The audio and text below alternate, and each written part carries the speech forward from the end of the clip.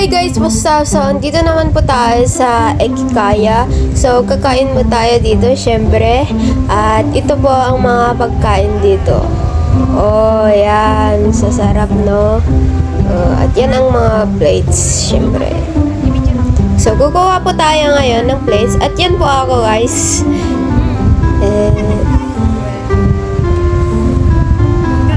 Okay, so, punta na tayo. Let's go!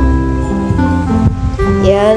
Ang daming pagpipilian. Hindi ko po alam kung anong pipiliin ko dyan. Kasi ang dami-raming pagkain, guys. So, yan.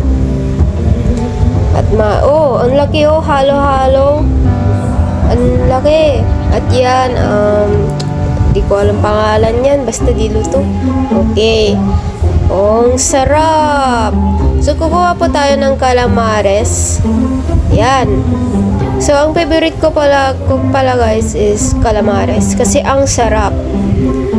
Damihan natin, syempre. Yan. At kumuha na naman po ako ng anong tawag dyan? Rice. Yan. Birthday kasi ng cousin ko, guys. Kaya dito po kami mag-celebrate sa Ekikaya dito sa Ilocos. Yan! Divang sarap. Yan po ay lechon. Yan po ay niluto na isda. Yan po ay fried chicken. Yan po ay karne, shrimp, gulay.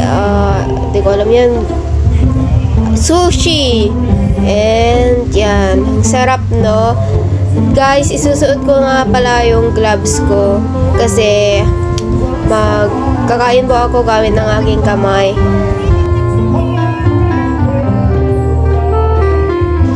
Yan. So, unang kainin ko pala ay sushi. Sarap.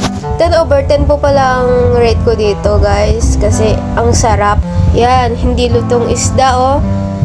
Let's taste. So, guys, 8/10, guys. Malambot at chewable. Basta, at medyo masarap naman. Walang masyadong lasa.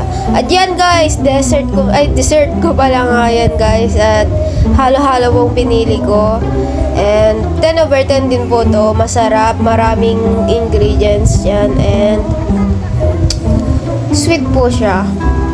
Kagaya ko. Char! So, yan, guys. Tapos ko na kumain. Busog na po ako dyan, guys.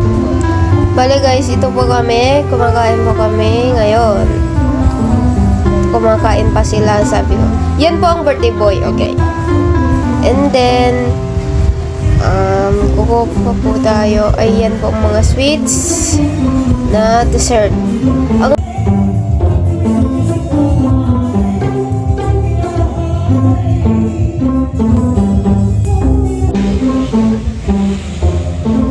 Yan, guys, yan po ang Ekikaya dito sa amin. At tapos na po kami kumain, guys. 10/10. And let's go. Bye!